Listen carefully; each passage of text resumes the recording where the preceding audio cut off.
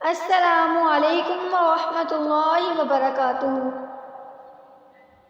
اللہ رب العزت کو 2 سیکنڈ میں راضی کیسے کریں؟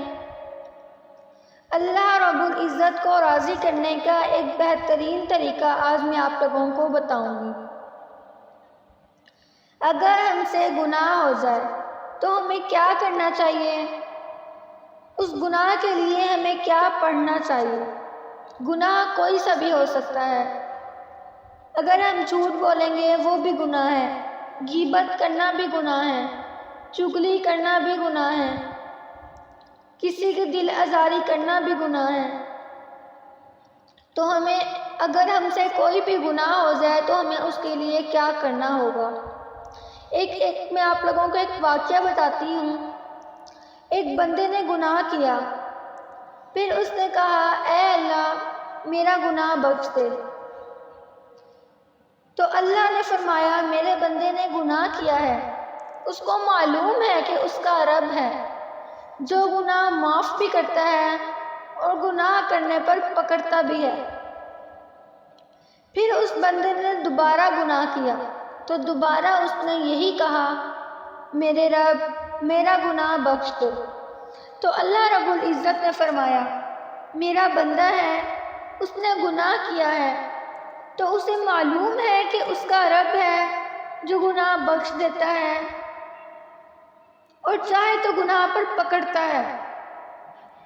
اس بندے نے پھر سے وہی کیا، گناہ کیا اور پھر کہا اے میرے رب میرے لیے میرا گناہ بخش دے۔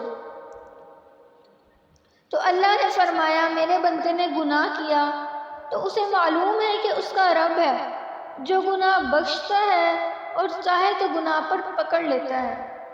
میرے بندے اب تو جو چاہے کر، میں نے تجھے بخش دیا ہے۔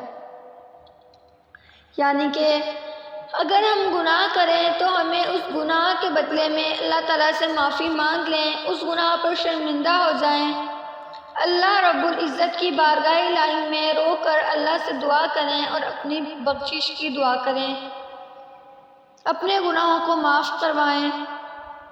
اس کے لیے ہمیں ایک چھوٹی سی دعا پڑھنی ہوگی جس کی وجہ سے ہماری گناہوں کی بخشش ہو جائے گی۔ اللہم اغفر لی ذنبی، اے اللہ میرا گناہ بخش دے۔ تو ہمیں چاہیے کہ ہم رات کو سونے سے پہلے اپنی اصلاح کریں کہ آج ہم نے کون کون سے گناہ کیے ہیں، اللہ رب العزت کو کب ناراض کیا ہے، اور اللہ رب العزت سے رو کر معافی مانگیں اور اپنے گناہوں پر شرمندہ ہوں۔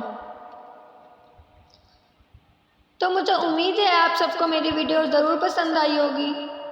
اگر آپ لوگوں کو میری ویڈیو پسند آئے تو میری ویڈیو کو لائک کریں، میرے چینل کو سبسکرائب کریں، بیل آئیکن کو پریس کریں اور ویڈیو کو زیادہ سے زیادہ لوگوں تک شیئر کریں۔ شکریہ۔